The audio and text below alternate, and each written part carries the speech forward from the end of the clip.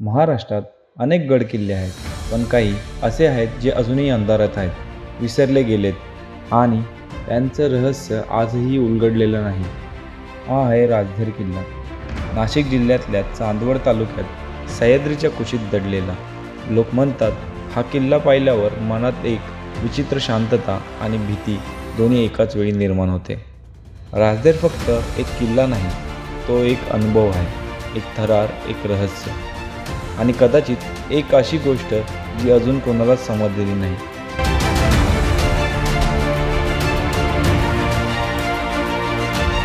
तर तुम्ही तयार आहात का? चला तर मग जाणून घेऊया राजधर किल्ल्याचं गूढ. मित्रांनो, या चॅनलला सबस्क्राईब करा आणि बाजूची घंटा देखील वाजवा, कारण पुढचं रहस्य अजूनही जिवंत आहे.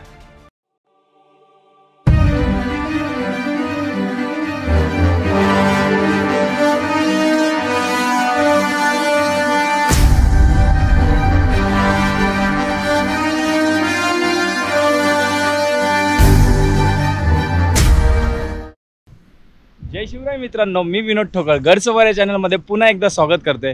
तर मित्रांनो, आज आपण चाललो एका धमाकेदार ॲडव्हेंचर सफरला नाशिक जिल्ह्यामध्ये असलेल्या राजधर किल्ल्याकडे. तर माझ्या पाठीस हा भला मोठा जो दिसतोय राजधर आहे आणि सध्या आम्ही त्याच्या पाठी सुरू केला असल्यामुळे त्या माचीवरती पोहोचलो आहे. तर इथे तुम्ही पाहू शकता, ही राजधरवाडी आहे. तर राजधरवाडीच्या इथे खाली आलात ना, इथे छोटंसं हा झरा वाहतो, झऱ्याचं पाणी साचलं. त्याच्या बाजूने थेट ना असं इकडे वर वर वर वर यायचं आणि वर तिरकस करायचं आणि वर तिरकस चालायचं. इकडे आपल्याला एक हा वॉटरफॉल आहे, त्याच्या बाजूलाच आपल्याला इथे अजून एक छोटासा वॉटरफॉल दिसतो. त्याच्या तिथेच आपल्याला पायऱ्या लागतात दगडात कोरलेल्या. त्यानंतर असं कडेकडे यायचे आणि असं वरती यायचं आहे, म्हणजे ह्या राजधर किल्ल्याकडे एकदम समोर. इकडनं आल्यानंतर किल्ल्याच्या थोडंसं ह्या साईडला आपल्याला इथे हे नालाबांध दिसतो. हे नालाबांध आपल्याला बघायला मिळतो. तर याच्यावरनं थोडंसं पुढे जाऊन आणि ह्या किल्ल्याला थोडंसं पुढे जाऊन तिकडनं आपल्याला ह्या डोंगरावर चढून असं आपल्याला तिथे पोचायचं. इकडनं आपल्याला किल्ल्याची ज्या शिड्या आहेत गुहेत जायच्या, तिथे आपल्याला दिसतात, इथून ठळक दिसतात. तर असा आता आपला प्रवास आहे, सुरू करते. आमची मोहीम सुरू झाली राजधरवाडी गावापासून, जे किल्ल्याच्या पायथ्याशी वसलेलं आहे. हे गाव चांदवडपासून फक्त 10 किलोमीटर आणि नाशिकपासून सुमारे 70 किलोमीटर अंतरावर आहे.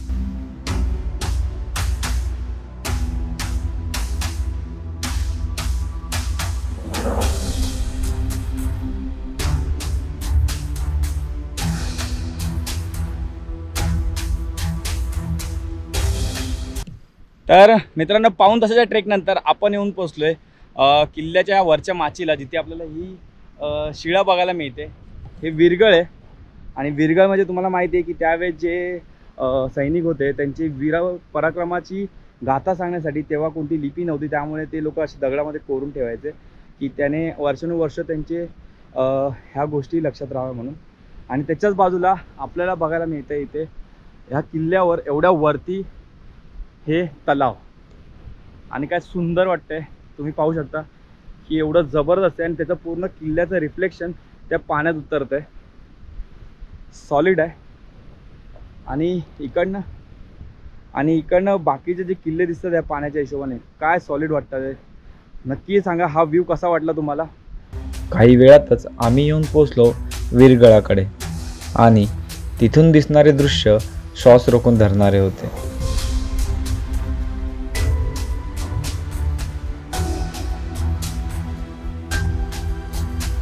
राजधर किल्ला समुद्र सपाटीपासून तब्बल 3950 फूट उंच आहे. हा किल्ला चांदवड तालुक्यात अजंठा सातमाळ पर्वतरांगेत आहे. चारही बाजूंनी डोंगराची नैसर्गिक सुरक्षा लाभलेली आहे. एका बाजूला इंद्राई तर दुसऱ्या बाजूला कोलधेर किल्ला आहे.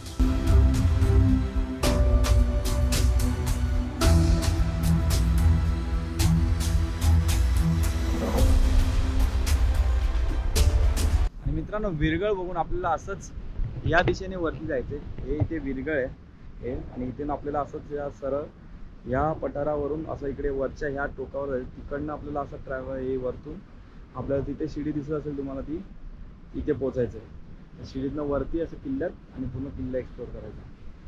तर चला. तलावापासून थोडंसं पुढे आल्यानंतर आपल्याला इथे काय भन्नाट झाड बघायला मिळालं आहे आणि त्याच्यावरती बहरलेली फुलं बघा. इथे तिथे तिथे सगळीकडे ह्या फुलांनी पूर्ण गड सजावून टाकलेलं आहे. काय सॉलिड वाटतं ते बघा. तिकडे पण आहे, तिकडे किती सारे किती बघा ते इकडे इकडे हे बघा इकडे सगळीकडे हे फुल आहे. मित्रांनो ही फुलं कोणती आहे ते नक्की कमेंटमध्ये सांगा. हे बघा त्याच्या आतून अजून कळी येतात आहे बाहेर फुलाच्या आतून. सही फुलं आहेत.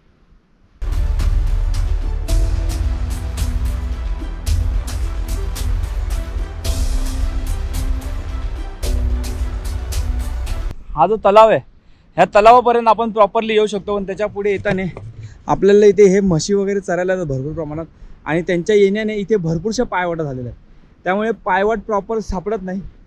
तर तुम्ही एक सिंपल करायचे, तिकडनं येताने इकडे किल्ल्याकडे न जाता तुम्हाला ह्या समोरच्या डोंगराकडे यायचं आणि याच्या ह्या साईडला वळसा करून वर जायचं. किल्ल्याकडे न जाता तलावाच्या समोर जो डोंगर आहे छोटासा त्याला ह्या साईडने त्याच्या उलट्या साईडने आपल्याला ट्रॅव्हर्स करून वरच्या साईडला जायचं आहे. तर रस्ता लक्षात ठेवा.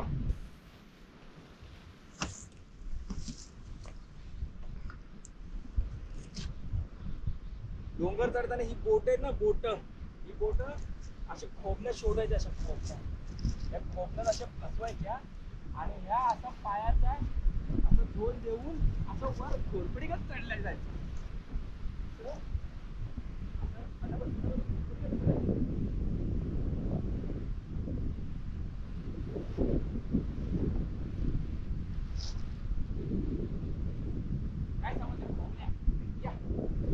सरळ वर चढाई असल्यामुळे चढताना दम लागत होता. आणि फायनली मित्रांनो आमचा किल्ल्यात झालेला आहे प्रवेश. खरं तर ही किल्ल्याची तिसरी माची. पहिली मॅची जी धबधब्याच्या वरतून लागते आपल्याला ती पहिली, त्यानंतर तलाव लागतो तो दुसरा आणि ही तिसरी माची. तर असा भन्नाट किल्ला दिसतो आपल्या समोर तुम्ही पाहू शकतात. आणि आपला टांगाचा जो झोल होता आणि घोरपडीसारखं चढणं तुम्हाला आवडलं असेल तर नक्की जरा काहीतरी हसा भिसा काहीतरी करा. नसेल आवडलं तर राग तरी दाखवा, पण दाखवा कमेंटमध्ये. तर आता आपण फटाफट जातोय.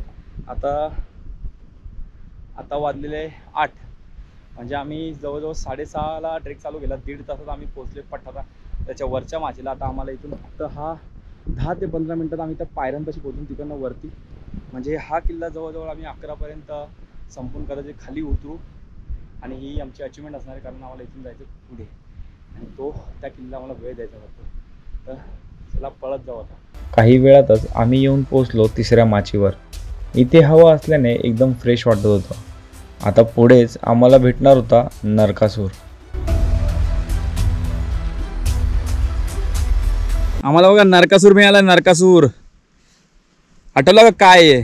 चिरडे दिवाळीला पहिली आंघोळ करून पायाखाली फोडतो ना आपण ते. हे बघा आपल्याला इथे झाडं मिळालेत त्याची. नरकासूर. तर मित्रांनो आपण फायनली जिकडनं लोखंडी पायऱ्या चालू होता तिथे येऊन पोहोचलेलो आहे. आणि त्याच्या बाजूला आपल्याला ही केव बघायला मिळते. ही गुहा बघा किती मोठी आहे आणि त्याच्या आतमध्ये जे बांधकाम होतं ते अजूनही तसंच आहे, फक्त छप्पर उडालेलं आहे. एवढी मोठी गुहा आहे आणि हे पाणी पिण्यायोग्य नाही आहे. तर आपण बघतोय पुढे कुठे पाणी आहे काय पिण्यासारखं ते दाखवतो.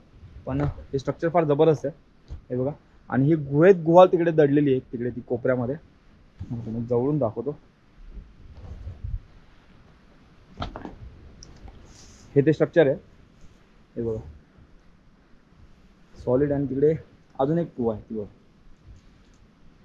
आणि ही किडे बघा ती किती आहे. ती पूर्ण खालून दगडाला लागलेली ही किडे. ही या किल्ल्यावर चढायची जुनी शिडी किती खतरनाक आहे आणि किती डेंजर ते पाहू शकता. ती कोणाचा अपघात न हो म्हणून गावकऱ्यांनी आणि वन विभागाने ही चांगली व्यवस्थित अशी लोखंडी शिडी बांधून दिली. त्यांचं खूप खूप आभार. आणि धोका टाळला पाहिजे. आणि हे असं प्रवेशद्वार आहे. या प्रवेशद्वारमध्ये आपली एंट्री झालेली आहे.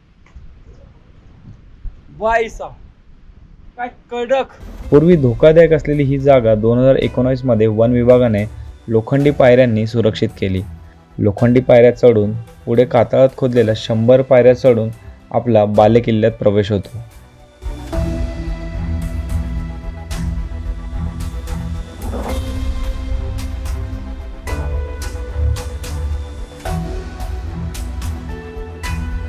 दरवाजात प्रवेश करताच आपल्याला इथे एक केव लागते.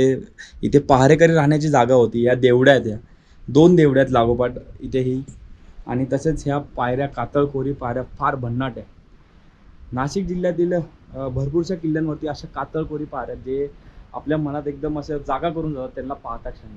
अमेझिंग आहे. लोखंडी सीड्या पार केल्यानंतर टर्निंगला आपल्याला ह्या एवढ्या सुंदर कोरीव पायऱ्या बघायला मिळत आहे.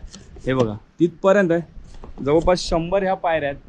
आणि आपले जे भटकंती मित्र आहेत ते उगाचच ज्या ज्या ठिकाणी बघून झाले, ज्या ज्या ठिकाणी जास्त रश आहे त्या ठिकाणी उगाचची रश करते. आणि हे किल्ले दुर्मिळ होत चाललेले आहेत. एवढे सुंदर कोरीव रचना असलेले हा किल्ला राजदेर. तसंच इकडचा इंद्राई किल्ला सुद्धा तसाच आहे आणि तो आपण दाखवणारच आहोत. पण हा जो राजदेरचा किल्ला आहे याचा किती सुंदर पायऱ्या हे तुम्ही बघू शकता, किती मस्त आहे. माझी अशी विनंती की मित्रांनो तुम्ही ह्या अशा किल्ल्यांना पण तुम्ही व्हिजिट करा जेणेकरून इकडचा पण टुरिझम वाढावा आणि इकडचे पण गड किल्ले अख्ख्या जगाला दाखवून द्या की काय आहे माझा महाराष्ट्र. दाखवा हे आहे माझा महाराष्ट्र. चला.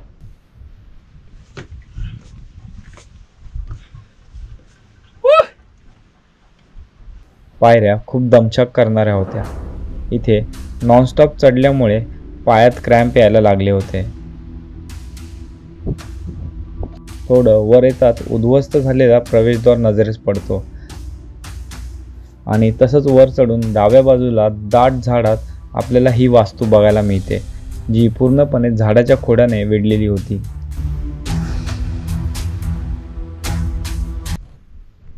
किल्ल्याच्या दुसऱ्या प्रवेशद्वारानंतर पुढे येताच आपल्याला 2 वाटा फुटतात, एक उजवीकडे आणि एक डावीकडे. तर आपण पहिले डावीकडे आलोय. उजवीकडची वाट आपल्याला त्या वास्तूकडे घेऊन जाते जो की वाडा आहे किल्ल्यावरचा. आणि डावीकडची वाट इथे ही इथे प्रवेशद्वार आहे आणि इकडे डावीकडची वाट अशी येते. इकडनं समोर आल्यावर आपल्याला इथे कातळात खोदलेला गुहा बघायला मिळतात. ह्या गुहा बघा किती भन्नाट आहे. लावून बघू शकता की वरतून कसं कातळात खोदल्या गेलं. आणि ही वास्तू जीवदान किल्ल्यावर पण आपल्याला बघायला मिळते. कातळ खोदले बघा. इथे चुली वगैरे पेटवली आहे म्हणजे इथे मुलं राहतात, येऊन स्टे करतात. आणि गुहा फार स्टे करण्यासाठी उत्तम आहे. काही ताण नाही इथे. एका गुहेतून तिथे उतरायला पण आपल्याला दगड्यांच्या शिड्या आणि इथे आपण राहू शकतो, आरामात राहू शकतो आपण. हे बघा फार सुंदर आहे.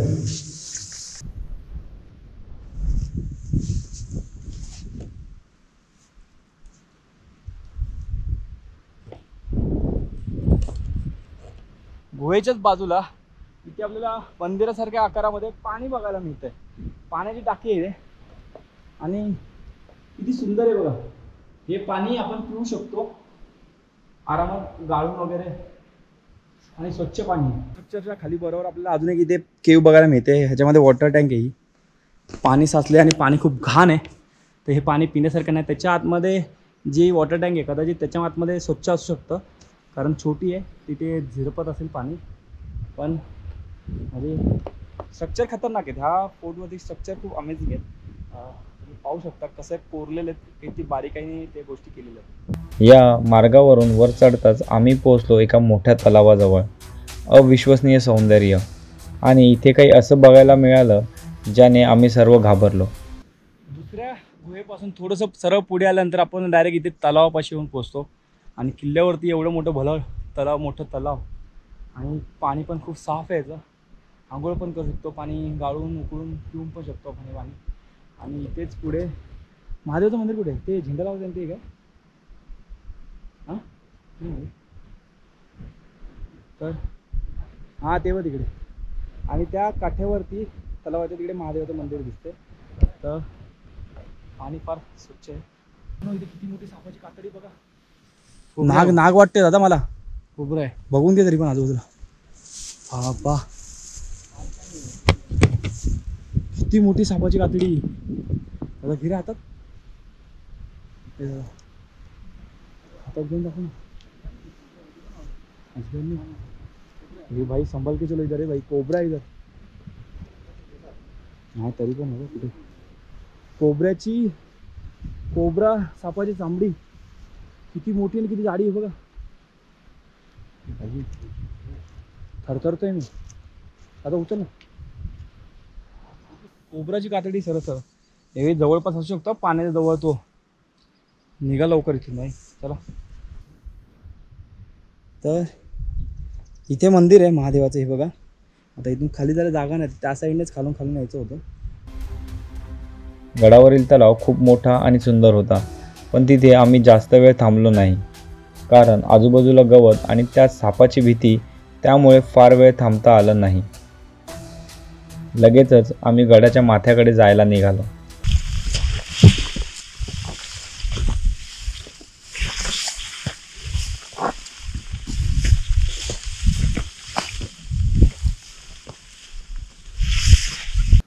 मित्रांनो, किल्ल्याच्या वरती, महादेव मंदिरापासून किल्ल्याच्या वरती आल्यावर आपल्याला इथे बऱ्याचशा पाण्याच्या टाक्या बघायला मिळतात. आणि इथे काही टाक्यामध्ये साफ पाणी, ते तुम्ही पिऊ शकतात. जसं की आता बघा, ही एक किती मोठी टाकी आहे. त्यानंतर त्याच्या बाजूला एक टाकी तिथे, त्यानंतर तिकडे मोठी टाकी आहे, त्यानंतर अजून एक इथे टाकी आहे, त्यानंतर ही एक टाकी आहे. टोटल 5 झालं. त्यानंतर हे पाणी किती स्वच्छ आहे बघा तुम्ही. यामध्ये खेकडा बघायला मिळतो तुम्हाला. खेकडा, या टाकीमध्ये भरपूरसे खेकडे आहेत, मासे आहेत. तर हे पाणी तुम्ही इझिली तुम्ही पिऊ शकतात बिंदास. आणि त्यानंतर आपल्याला अजून एक पाणी टाकी बघायला मिळते, ती म्हणजे इथे हे बघा. आणि हे पाणी बघा किती नितळ आहे. हे पण किती सुंदर टाकी आणि किती पाणी किती भारी याच्यामध्ये. तर ह्या किल्ल्यावरती पाण्याची कुठेच कमतरता नाही आहे. तुम्ही आल्यानंतर इथे फेब्रुवारीपर्यंत तरी पाणी असेलच माझ्या मते. तर ते पाणी तुम्ही पिऊ शकतात बिंदास. पण शक्यतो आता ह्या बाकीच्या टाक्यामध्ये पाणी बघितलं त्यापेक्षा तुम्ही ह्या टॉपला महादेव मंदिरापासून फक्त 10 मिनिटाच्या अंतरावरती असलेल्या ठिकाणी ह्या टाकीतलं पाणी प्या, जी की इथे पिंपळा झाड आहे. आणि इथे बघा, हे पिंपळा झाड आहे आणि ह्या टाकीचे इथे पाणी हे फार स्वच्छ आहे बाकीच्यापेक्षा. मित्रांनो, ते 5-6 पाण्या टाक्याच्या पासून थोडंसंच पुढे बाजूला आपल्याला इथे भल्ली मोठी पाण्यात टाकी आहे की केव आहे कळत नाही आहे. खाली इथे पाणी साचल्यामुळे आम्ही कोण खाली जात नाही आहे. पण हे बघा काय खतरनाक असं आवाज गुंजतो अक्षरशः. जबरदस्त अशी केव आहे ही. आणि याच्यात पुढे ही केव तिथून चालू झालेली आहे. जसं खतरनाक आहे. हडसरच्या याच्यामध्ये असं आपल्याला ती टर्न बघायला मिळतो धान्य कोठाराकडे जायला, तसं हे सरळ आहे पण खतरनाक आहे. तिकडनं चालू झालेली त्या साईडने पूर्ण अशी ही आलेली आहे, ही हा रस्ता पूर्ण. आणि इकडे केवमध्ये गेलेला आहे. आता हे केव आहे की काय आहे ते कळत नाही. इथे खूप पाणी असल्यामुळे आम्ही खाली नाही गेलो. तर फायनली मित्रांनो, आपण येऊन पोहोचलो किल्ल्याच्या टॉपवरती. माझ्या पाठी ती भिंतीचं झाडाचं अवशेष आहे, तिथे भिंत आहे, फक्त एक सिंगल भिंत राहिली आहे. कदाचित वाडा असावा आणि ते अवशेष पडलेले आहे. आणि त्याच्यासमोर आपल्याला बघायला मिळतं इथे भला मोठा तलाव, पाण्याची टाकी बघा. पाणी फार घाण आहे, हे शेवा झालेले, पण पाणी आहे हे महत्त्वाचं आहे. जबरदस्त आहे. आणि हा मधोमध दगड काय याचं स्ट्रक्चर समजत नाही आहे. काय एक्झॅक्टली डिवाईड केलेले टाके आहेत की नाही, पण डिवाईड केलेले टाके असते तर आपल्याला इथून मधून आपली दुसरी रांग दिसली असती. तसला काही प्रकार नाही आहे. ते बघा तिथे खेकडा बघा, तो बघा छोटासा. किल्ल्याच्या माथ्यावर अजून एक तलाव आणि काही पडझड झालेल्या इमारतीचे अवशेष आहेत. किल्ल्याचं भौगोलिक स्थान, तलावाची व्यवस्था पाहून जाणवतं इथे कधीकाळी मोठी वस्ती असावी. गडाच्या कड्यावर कोरलेला मार्ग, गुहा आणि खांब टाक्या हे सगळं आजही सांगतंय की राजदेर एक समृद्ध आणि बलाढ्य किल्ला होता. गडाच्या माथ्यावरून चांदवड, कंचनमंचन, मांगीतुंगी, नावीगड, कोलदेर, इंद्राई, धोडप, साल्लेर, चौलेर हे किल्ले दिसतात. प्राचीन काळी उत्तर भारतातून दक्षिणेकडे जाणारा मुख्य मार्ग म्हणजे चांदवड घाट आणि त्याचं रक्षण करण्यासाठी उभारले गेले राजदेर, इंद्राई, कोलदेर आणि मेसाना हे दुर्ग. तर मित्रांनो, आपण किल्ल्याच्या ह्या साईडच्या टोकाकडे आलेलो आहे, जो की आपला किल्ला इथे एक्सप्लोर करून थांबतो. पण ह्या किल्ल्यावरनं दिसणारे किल्ले आता मी तुम्हाला दाखवत आहे. हा बघा, हा समोर आहे कोलदेर, इकडे इंद्रायणी, हा कोलदेर छोटा, आणि हा तुम्हाला मध्ये छोटासा टोक दिसत असेल इथे, हा कांचन आहे. त्यानंतर समोर तुम्हाला दिसतो तो इखारा सुळका आहे. त्याच्या पलीकडे तो जर धुक्यात तुम्ही नीट बघाल मोठासा, तो आहे धोडप. आणि धोडप हा किल्ला सेकंड हायेस्ट फोर्ट आहे सालोट्यानंतर महाराष्ट्रामध्ये आणि जबरदस्त दिसते. अजून धुकं असते तर आपल्याला ह्या साईडला मांगीतुंगी, नावीगड, इकडे मुल्लेर हे सगळे किल्ले आपण बघू शकतो आपल्या डोळ्यांनी. पण फॉग जास्त आहे आणि आता बघा 10 वाजले तरी पण फॉग जास्त आहे आणि अशा प्रकारे आपला 10 वाजता हा ट्रेक पूर्ण इथे होतोय. इकडनं फक्त आता सुसाट खाली पळायचंय. तर मित्रांनो लवकरच भेटूया तुम्हाला नवीन धमाकेदार व्लॉगमध्ये, नवीन जल्लोषात, नवीन ॲडव्हेंचरवर. तोपर्यंत जय शिवराय. तर मित्रांनो दुसऱ्या प्रवेशद्वारापासून उजवीकडे आल्यावरती आपण येऊन पोहोचतो ह्या वाड्याजवळ. याचे अवशेष अजूनही मस्त पद्धतीमध्ये आहेत. पाहू शकतो आपण त्याची कलाकृती अजून तशी आहे आणि मस्त स्थितीमध्ये आहे. आणि याला पाहून झाल्यानंतर याच्या समोरच्या साईडला म्हणजे इकडे आता आपण बुरुजाकडे जाणार आहोत. तिथे एक मस्त बुरुज आहे, तो पण पाहू आणि एक्सप्लोर करू. चला.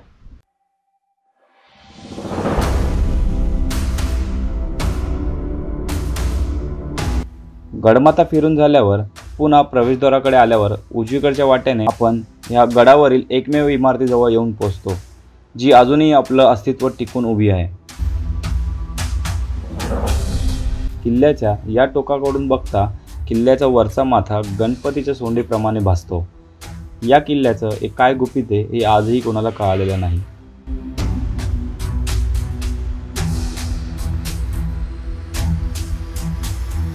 हे सर्व बघून झाल्यावर आम्ही निघालो डायरेक्ट चांदवड किल्ल्याकडे.